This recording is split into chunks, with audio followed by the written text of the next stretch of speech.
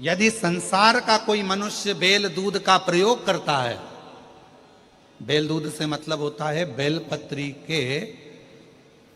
बेलपत्र के ये मध्य भाग जो होता है, बेलपत्री की जो नीचे की दो पत्तियां जो होती है, ये दो पत्तियां जो बेलपत्री की होती है, इस बेलपत्री की दोनों पत्तियों को शिवलिंग पर जब आप रखते हैं, शिवलिंग पर रखने के बाद में आपके हाथ में जो कटोरी में दूध है, वो दूध इन दोनों पत्तियों पर, ये पितरों के भाव से, पितृ पित्राणी के भाव से आप दोनों पत्तियों पर बेल दूध को अगर समर्पित कर रहे हैं, बेलपत्र समर्पित करने के बाद थोड़ी सी कटोरी में अगर गौमाता का दूध है और ये दोनों पत्तियों पर अगर आप अपने गोत्र से दूध चढ़ा रहे हैं, तो संसार में ऐसा कोई व्यक्ति नहीं है जिसके ऊपर पितृदोष लग जाए। पितृदोष समाप्त होकर ही रहता है।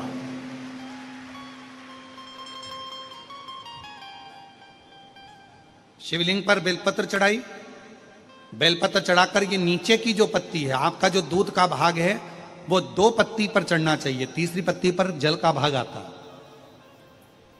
दो पत्ती पर आपका दूध का भाग रहे।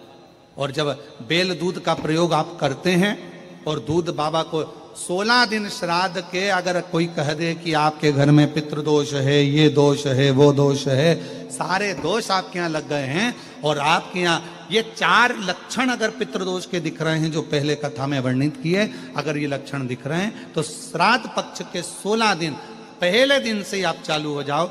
बेलपत्री शिव जी को चढ़ाया, कटोरी में या चम्मच में 2 बूंद का भी अगर दूध लेकर गए हो, थोड़ा सा भी, बस 2 पत्ती पर आपने दूध समर्पित करा और 1 लोटा जल जो तीसरे नंबर की पत्ती है उस पर समर्पित करा। आपको 16 दिन करने के बाद आपको खुद अनुभव होगा 17वें और 18वें दिन से कि मेरे घर में ऐसा लग रहा है कि सब शांति है और कोई किसी से चिढ़कर बात नहीं कर रहा, लक्ष्मी की वृद्धि अपने आप होना प्रारंभ। देवाधिदेव महादेव ने बेल और दूध का जो प्रयोग है, उस प्रयोग का साधारण फल नहीं है, बहुत फल। और श्राद्ध पक्ष में मेरी जीजियों से निवेदन है, मेरी बेटियों से, मेरी माताओं से, अगर तुम्हारे घर में 25 साल तक भी औलाद नहीं हुई, 20 साल हो गए, 25 साल हो गए, 30 साल हो गए, 28 साल हो गए, 15 साल भी हो गए, 10 साल भी हो गए और संतान का सुख नहीं है, तो श्राद्ध पक्ष में प्रतिदिन अपना जो पानी का हंडा होता है, परिंडा होता है, क्या बोलते हैं हैदराबाद में, हमको उसको नहीं मालूम, जहां पर पीने का पानी भरते हैं, हंडा बोलते हैं, मटका बोलते हैं, बाल्टी पानी की या हंडा, मटका, गगरा, जो भी भर कर रखते हो रसोई घर के अंदर पीने का, उस पानी के भरे हुए हंडे के पास में पितरों का स्थान होता है। वो पितरों के स्थान के पास में कटोरी में थोड़ा सा दूध रखिए, एक बेलपत्र रखिए, और वो बेलपत्र और दूध को आप प्रतिदिन 16 दिन तक लगातार शिव जी को रोज रखो, रोज समर्पित करना प्रारंभ करो। बस बेलपत्र शिवलिंग के ऊपर और दूध जहां अशोक सुंदरी का स्थान है, आपको मालूम होगा, जरा ध्यान देंगे, ये शिवलिंग, ये जलाधारी, ये भगवान शंकर का शिवलिंग है, ये जलाधारी है, माता पार्वती जी का हस्त कमल, और सामने जो चरण है जहां से पानी बहता है, राइट भाग गणेश जी का, लेफ्ट भाग कार्तिकेय जी का, बीच में एक मोटी सी लाइन होती है जिसको अशोक सुंदरी कहा जाता है। शंकर भगवान की 6 बेटियां हैं, 6 बेटियों में शंकर जी के ऊपर जो कलश रखा होता है, उसमें से जो बूंद बूंद पानी गिरता है, वो कलश 5 बेटियों का स्थान होता है, जया, विषहरा, शामली बारी, दौतली और देव। ये शिव जी की 5 लड़कियां ऊपर और एक बेटी अशोक सुंदरी, सामने जो मोटी सी लाइन होती है जहां से शिव जी पे चढ़ा हुआ पानी गिरता है, उसके बीच में जो लाइन होती है वो अशोक सुंदरी का स्थान है। तो जिसके यहां संतान का यदि सुख नहीं है तो 16 दिन एक प्रयास करें, तुम रुकेश्वर महादेव का नाम लेकर शंकर जी के ऊपर तो चढ़ाए बेलपत्र जो तुमने परिंडे के पास, हंडे के पास रात्रि को रखा है, 16 दिन के रोज एक बार रखो और रोज एक बार चढ़ाओ। रखा, वो दूध को अशोक सुंदरी के स्थान पर समर्पित करना है और बेलपत्र को शिवलिंग पर समर्पित करना है। 16 दिन कर देखिए, उसके 3 महीने के अंदर देवाधिदेव महादेव की कृपा से गर्भ जरूर ठहरेगा, शिव की कृपा जरूर, शंकर की करुणा जरूर, गर्भ अवश्य ठहरेगा। पर नाम स्मरण रखना है। कौन से महादेव? जम के बोलो जरा, तुम रुकेश्वर महादेव। फिर से बोलिए, तुम रुकेश्वर महादेव। तुम रुका जी कौन? जिन्होंने भगवान शंकर की अविरल भक्ति को, भगवान शिव की अविरल रचना को, भगवान शिव के मंत्र जाप को, शिव जी के स्मरण को, भगवान शंकर की अविरल कथा को निरंतर गाया। ब्राह्मण को भोजन नहीं करा पा रहे हैं, मान लो आप गौ माता को रोटी नहीं दे पा रहे हैं, स्वान को भोजन नहीं दे पा रहे, कौए को भोजन नहीं दे पा रहे हो, और मान लो गया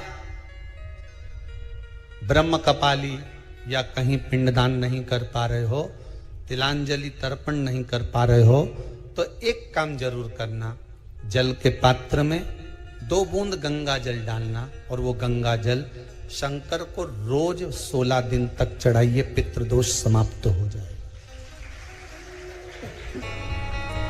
जब ज्यादा घर में पितृदोष हो ना, ऐसा लगे कि पितृदोष बहुत ज्यादा है, 1 रुपए कमा रहे हैं, 1.25 रुपए खर्च हो रहा है, हाथ में पैसा नहीं टिक रहा, दुकान 4 दिन अच्छी चल रही है, फिर व्यापार डाउन हो जाता है, कोई पैसा लेकर भाग गया, नहीं दे रहा, कहीं कर्जा मात्रा बढ़ गई है, ये पितृदोष के लक्षण है कुछ। इसमें आपके घर में जो भी रुद्राक्ष पड़ा हो, जो भी रुद्राक्ष रखा हो, क्योंकि संभाल के तो आप रखते नहीं, पटक देते हो यहां में, जो भी रुद्राक्ष आपके घर में रखा हुआ, एक पानी के पात्र में उस रुद्राक्ष को डाल दीजिए, उसमें 1 चावल का दाना डाल दीजिए। महाराज, परिंदा जहां होता है, मटका, हंडा या रसोई घर में आपका जो पानी भरने का स्थान होता है, जिसको आरो वारो क्या क्या लगा के रखते हो, उसी के कहीं पास में उस कलश को रख दीजिए, ऊपर से उसको ढक दीजिए। शाम के समय, सुबह रखा 10 बजे से 12 बजे के बीच में, शाम के समय प्रदोष काल में भगवान शंकर का नाम स्मरण कर कर, ओम नमः शिवाय बोलकर, श्री शिवाय नमस्तुभ्यम बोलकर, या महामृत्युंजय मंत्र का स्मरण कर कर, या गायत्री मंत्र का स्मरण कर कर, जो मंत्र आपकी बुद्धि में, विवेक में समाहित हो, उस मंत्र का नाम लेकर राम कृष्ण हरि जो बोल सकते हो, एक घी का दिया अवश्य प्रज्वलित करें, लंबी बाती का। कौन सी बाती का? फूल बत्ती का नहीं, गोल बत्ती का नहीं, लंबी बाती का। बत्ती का मुख दक्षिण की ओर, कहां पर होना चाहिए? दक्षिण की ओर, ना पूरब, ना पश्चिम, ना उत्तर। बत्ती का मुख कहां हो? दक्षिण की ओर। जैसे श्राद्ध पक्ष में ब्राह्मण को जब भोजन कराते हैं तो ब्राह्मण का मुख श्राद्ध पक्ष के भोजन कराते समय अगर पूरब, पश्चिम और उत्तर का होता है तो श्राद्ध के भोजन का फल नहीं मिलता। उसका मुख दक्षिण का होता है तो हमारे घर के जितने भी पितर उस तिथि में गए होते हैं सबको उसका भाग मिल जाता है और पितृदोष समाप्त हो जाता है। इसलिए ब्राह्मण का मुख श्राद्ध पक्ष में भोजन कराते समय दक्षिण का होना चाहिए।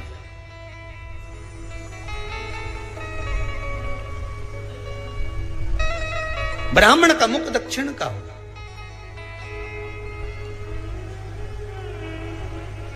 यहां तक शास्त्र कहता है महाराज, अगर गौ माता को श्राद्ध पक्ष में अगर भोजन दे रहे हो तो गाय का मुख अगर दक्षिण का है, गाय का, आपका मुख भले उत्तर का हो, गाय का मुख दक्षिण का हो, आपका मुख भले पूरा पश्चिम कहीं का, गाय का मुख अगर दक्षिण में है, अगर आपने दक्षिण में गाय को खड़ी कर रखा है और दक्षिण में उसका मुख और आप भोजन दे रहे हो तो शास्त्र कहता है कि किसी पिंड की जरूरत नहीं पड़ती, गाय स्वतः कल्याण कर देती है, गौ माता स्वतः कल्याण कर। दक्षिण मुखी हो तो दिए की जो बाती का मुख कहां होना चाहिए? दक्षिण का। और दक्षिण का मुख जब जब दक्षिण का मुख हो, दक्षिण की ओर बाती हो महाराज, तब दक्षिण की बाती जलाने के बाद में भगवान से वहीं पर प्रार्थना करें। जो कलश रखा है उसके ऊपर जो प्लेट रखी है, ढाका गया है, वहां अपना सीधा हाथ रखें और अपने पूर्वजों का, अपने पितरों का स्मरण करें कि मेरे धन को लेकर कोई चले गया, मेरा व्यापार ऐसा चल रहा है, मेरा घर में बच्चों का विवाह नहीं हो रहा, या घर में इतनी अशांति है, या तकलीफ है, या कष्ट है, ये सब का स्मरण कर कर उस कलश को रात्रि भर रखे रहने दें। सुबह स्नान आदि करने के बाद फिर एक घी का दिया दक्षिण की ओर लगाकर सुबह 10 बजे से 12 बजे के बीच में उस जल को शिव जी को समर्पित कर कर आ जाएं और वो रुद्राक्ष लेकर वापिस आ जाएं। महाराज वापिस आ जाइए, उस रुद्राक्ष को अपने घर में रख दीजिए। वर्ष भर वो रुद्राक्ष आपको कभी बीमारी से नहीं घिरने देगा, कभी किसी जगह खड्डे में नहीं जाने देगा, वो उन्नति की ओर ही बढ़ाएगा। भले कोई भी रुद्राक्ष हो, 1 मुखी से लेकर 14 मुखी, 20 मुखी, 18 मुखी, जो रुद्राक्ष आपके पास में, आप तो उसका स्मरण करिए। आप उसका स्मरण करिए। आपको लगता है कहीं कहीं कि मेरे पितर मुझ पर क्रोध कर रहे हैं, आपको कभी कभी लगे कि मेरे ऊपर पितृ दोष लगा हुआ है, या पितरों का श्राप लगा हुआ है, या हमारे यहाँ पर लोग अधोगति में ज़्यादा मर जाते हैं, हमारे यहाँ ये काम ज़्यादा हो जाता है, तो निवेदन है, श्राद्ध पक्ष चल रहा है, प्रयास करिएगा। एक चावल की कटोरी में, कटोरी के अंदर थोड़ा सा चावल रख लीजिए कच्चा, उस चावल की कटोरी में एक बेलपत्र, थोड़ी सी दुर्वा बांधकर पानी का मटका, परिंडा या जहां अपना रसोई घर में जल रखते हो, उस कटोरी को वहां पर 2 दिन 3 दिन तक रख दो। वैसे तो 16 दिन रखो ज्यादा अच्छा था, पर जो दिन अपने को मालूम है 2-3 दिन उसको रख दीजिए। घी का दिया लगाइए। 3 दिन के बाद में उस दुर्वा को, उस बेलपत्र को शिव बाबा को समर्पित कर दो। चावल पूरे घर में घुमाने के बाद चिड़िया को या नदी में या किसी जीव को प्रदान कर दो। महाराज पितृदोष के निवारण का सुंदर तरीका। कल आपको वो काम नहीं हो रहा है, बहुत दिनों से आप प्रयास कर रहे हो और काम अटका पड़ा हुआ है, तो प्रयास करना। जल के पात्र में थोड़ा सा शहद, गंगा जल उसमें डालकर, ये जो श्राद्ध पक्ष चल रहा है, जिस समय पर, जिस श्राद्ध पक्ष के अंतर्गत, श्राद्ध पक्ष में एक पात्र में जल लेकर उसमें थोड़ा सा शहद, गंगा जल डालकर भगवान शंकर को कुंदकेश्वर महादेव के नाम से, कौन से महादेव? कुंदकेश्वर, क्योंकि विदल और उत्पल इन दोनों असुरों ने, राक्षसों ने जब बहुत उपद्रव मचाया, ठीक है, जब बहुत उपद्रव मचाया, तब माता जगतजननी के कहने पर कुंदुक का प्रहार कर कर इन दोनों राक्षसों का संहार करा था। तो शिवजी का नाम कुंदकेश्वर पड़ गया था। क्या नाम पड़ा था? कुंदकेश्वर। कहते हैं बहुत बांधाओं में जब व्यक्ति पड़ जाता है, बहुत बांधाओं में जब व्यक्ति चला जाता है, कुछ ना कुछ समस्याओं में जब व्यक्ति फंसा रहता है, पड़ा रहता है, तो कुंदकेश्वर महादेव का स्मरण करना चाहिए। एक प्रयास और करना, छोटा सा प्रैक्टिकल करने में क्या जाता है। दुकान पर ग्राहक नहीं आ रहे ना, आधा घंटा हो गया, कोई ग्राहक नजर नहीं आया, फालतू बैठे हो ना दुकान पर, जब ग्राहक नहीं आता तो फ्री हो, तो एक काम करो, कोई भी जरा सा हाथ में पानी लेकर कुंदकेश्वर महादेव के नाम से 51 बार 21 बार बोलकर 11 बार बोलकर वो पानी को दरवाजे पे छीट दो। आधा घंटा, ज्यादा से ज्यादा 20 मिनट, आधा घंटा 30 मिनट नहीं लगेंगे और ग्राहक प्रवेश करना प्रारंभ करें। प्रैक्टिकल करने में क्या जाए। अब ई में कहीं घटा तुम्हारा कि पानी घट गया, कि बोलने से कुंदकेश्वर महादेव का नाम लेने से जीवान घट गई, कुछ घटा? फायदा तो तुम्हारा ही हुआ। कुंदकेश्वर का नाम, कोई काम अटक रहा है, शहद जल के पात्र में डालिए और थोड़ा सा गंगा जल डालकर इसी श्राद्ध पक्ष में किसी भी दिन जब तुम्हारा मन पड़े तब शंकर जी को समर्पित कर और साथ में 1 लोटा पानी, 1 कलश जल का अलग से लेकर जाओ। जब शहद का जल शंकर जी को समर्पित कर दो, उसके बाद सादा जल शंकर जी को अवश्य समर्पित करके। शहद का जल बांधाओं को हर लेता है, बांधा को हरता है। हम तो कई बार बच्चों से कहते हैं, अगर कोई बच्चा कंपटीशन एग्जाम में बैठ रहा है, इंटरव्यू दे रहा है या कोई एग्जाम में नहीं निकल रहा है, तो प्रयास करना बेलपत्री का जो बीच वाला पत्ता होता है, इस पत्ते पर शहद लगाकर हथेली में रखकर अंगूठे से इसको इस तरह से दबाकर शिव जी के कुंदकेश्वर महादेव का नाम लेकर अपनी मनोकामना कर शंकर भगवान का जो शिवलिंग है उस शिवलिंग पर इस बेलपत्री के पत्ते को चिपकाकर आ जा और एग्जाम देने जा।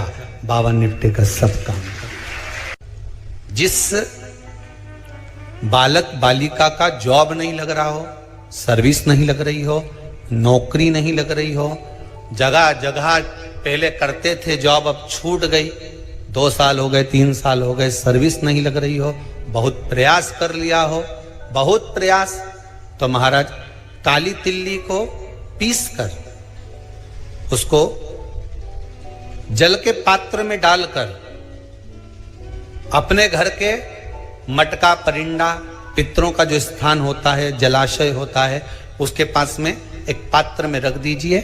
बेलपत्री या बट का पेड़ या पीपल का पेड़, इस वृक्ष के नीचे एक रात्रि तक रखे रहने के बाद में दूसरे दिन अपनी कामना कर, जिनका जॉब नहीं लग रहा, सर्विस नहीं लग रही, नौकरी नहीं लग रही या कहीं उलझने उत्पन्न हो रही है, उस व्यक्ति को हाथ में ले जाकर उस पात्र का जल, 3 वृक्ष पितरों के तुल्य हैं। कल की कथा में कहा था, पहला बेलपत्री का, दूसरा पीपल का, तीसरा बड का, ये 3 पितरों के तुल्य हैं। इन 3 में से किसी भी वृक्ष के नीचे उस काली तिल के जल को समर्पित कर दीजिए। महाराज बाबा चाहेगा, भोलेनाथ जी चाहेगा तो 3 महीने में कहीं ना कहीं योग बना ही देगा, ये पक्का। बाबा पर विश्वास रखो, शंकर भगवान पर भरोसा विश्वास रखकर आप कार्य करेंगे, क्यों ना हो।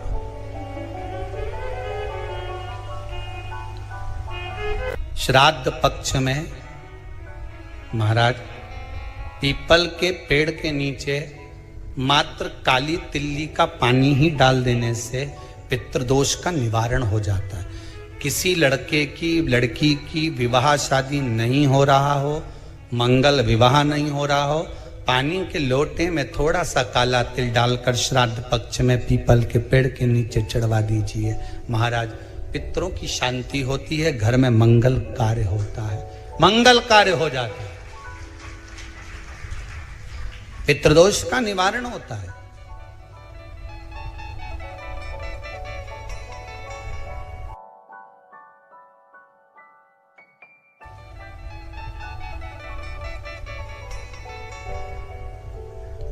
बहुत रोग घिर गया, ऐसा लग रहा है कि बहुत बड़ी बीमारी शरीर में आ गई है, वो मिट नहीं रही, बीमारी बहुत बड़ी है, नहीं जा रही।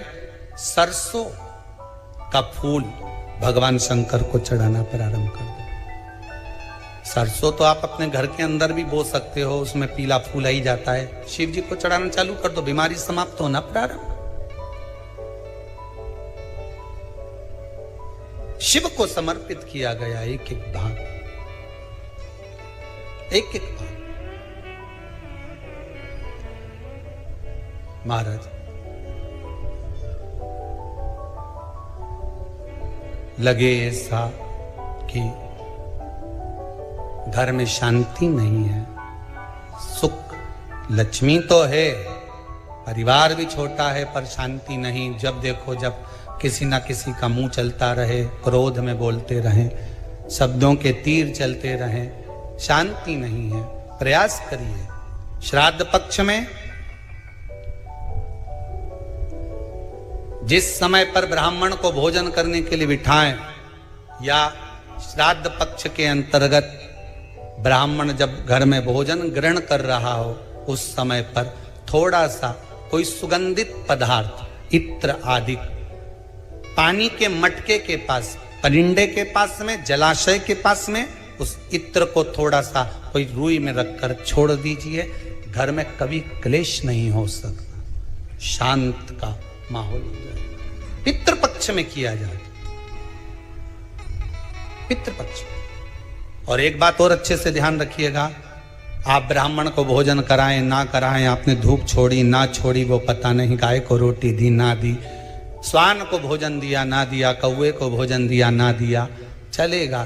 पर जिस दिन अमावस्या के दिन पितृपक्ष समाप्त हो, उस दिन प्रदोष काल में, प्रदोष के समय पर, प्रदोष काल में शाम के समय पर जाकर किसी भी नदी, तालाब, बावड़ी, कुआं, कहीं ना कहीं जो आपके पास में हो, वहां पर एक घी का दिया, बत्ती का मुंह दक्षिण की ओर कर कर अवश्य जला कर जाना। सारे पितृदोष समाप्त हो जाएगा, सारा पितृदोष समाप्त। अमावस्या के दिन किसी भी जलाशय के पास में, नदी, तालाब, बावड़ी, कुआं, जो आपके शहर में, आपके गांव में, आपके नगर में हो, वहां जाकर लगा दे। अगर नदी, तालाब, बावड़ी, कुआं नहीं है तो पीपल का वृक्ष हो या बेलपत्री का वृक्ष हो या बट का वृक्ष हो, उसके नीचे लगा दो प्रदोष काल में। पर अमावस्या के दिन लगाएं जरूर।